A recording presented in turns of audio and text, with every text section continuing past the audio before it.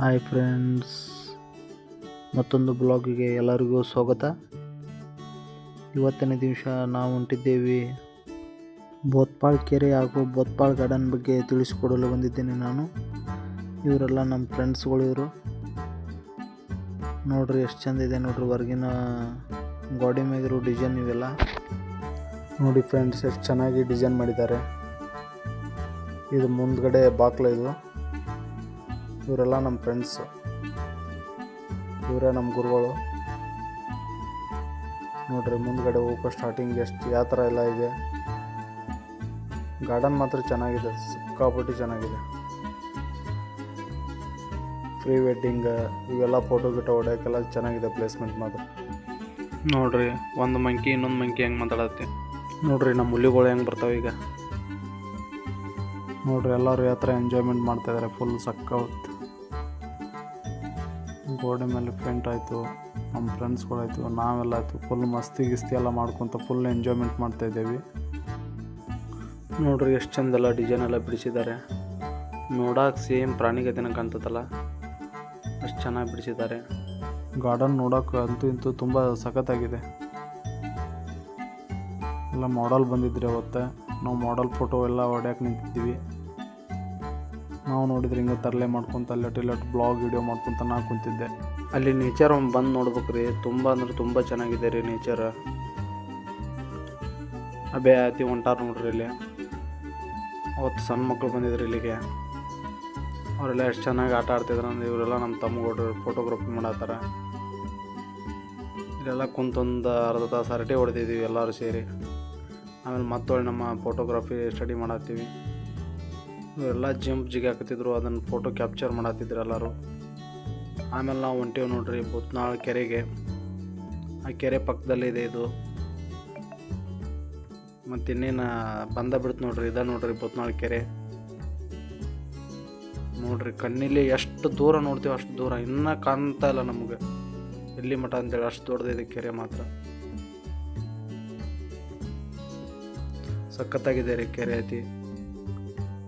ನೋಡ್ರಿ ಇಲ್ಲಿ ಯಾವ ಥರ ನಮ್ಮ ಸರ್ ಆಟ ಆಡ್ತಾರೆ ಅಂತೇಳಿ. ಹಾಗೆ ಟಿಪ್ಪರ್ದಾರಿಗೆಲ್ಲ ಕೈ ಮಾಡ್ಕೊತ ಹೊಂಟೀವಿ ನಾವು. ನೆಕ್ಸ್ಟ್ ಹೋಗಿದ್ದು ನಾವೆಲ್ಲಿ ಅಂದ್ರೆ ಇಲ್ಲಿ ಮೀನು ನೋಡ್ರಿ, ಇಲ್ಲಿ ಎಷ್ಟು ಚೆನ್ನಾಗಿದಾವೆಲ್ಲ ಮೀನುಗಳು. ದೇವ್ರು ನೋಡ್ರಿ ಎಷ್ಟು ಚಂದ ಸೃಷ್ಟಿ ಮಾಡಿದ್ದಾನೆ. ನಾವು ಮನುಷ್ಯರಿಗೆ ನೀರಾಗಿರೋಕೆ 5-10 ನಿಮಿಷನೂ ಸಾಧ್ಯ ಇಲ್ಲ ಅಂಥದ್ರಾಗ ಇವು ಬರೀ ನೀರಾಗಿರ್ತಾವೆ. ಸೃಷ್ಟಿ ನಿಯಮ ರೀ ಅದು, ಜಗದ್ ನಿಯಮ. ಹಂಗೆ ನೆಕ್ಸ್ಟ್ ನಾವು ಅಲ್ಲೇ ಒಳಗಡೆ ಮುಂದೆ ಹೋದ್ರೆ ಮತ್ತು ಮೊಲ ಇದ್ದವು. ಮೊಲದ ಜೋಡಿ ಒಂದು ಸ್ವಲ್ಪ ಆಟ ಆಡಿದ್ದೀವಿ.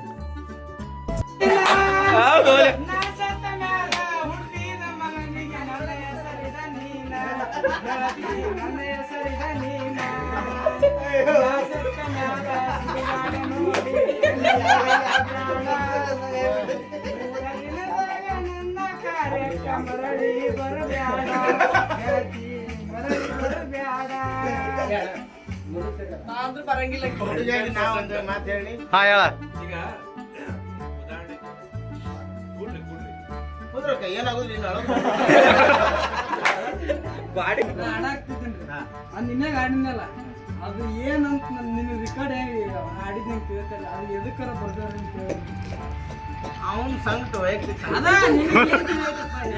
ನನಗ ಹಾಡೋದು ಹಾಡ್ತಿ, ಲಯ ಬದವಾಗಿಲ್ಲ. ಹಾಡ್ತೇನೆ ಅದ್ರಾಗ ಏರ ಇಳುವುದು ಯಾವ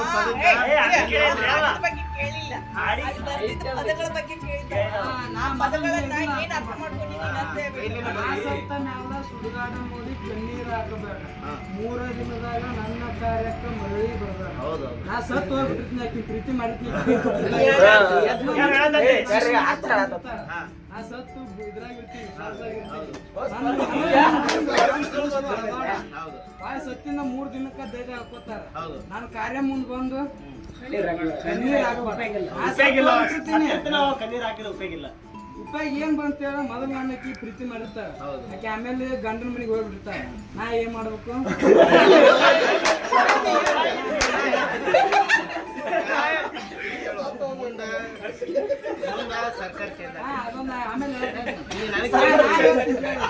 ಅಕ್ಕಿನ ಸಂಬಂಧ ನಾ ರೊಕ್ಕ ಇಟ್ಟಿದ್ದೆ ಯಾರಿಗೆ, ನಾನು ನಮ್ಮ ಅಕ್ಕನ ಸಾಲಿ ಕಲಿಸ್ಲಾರ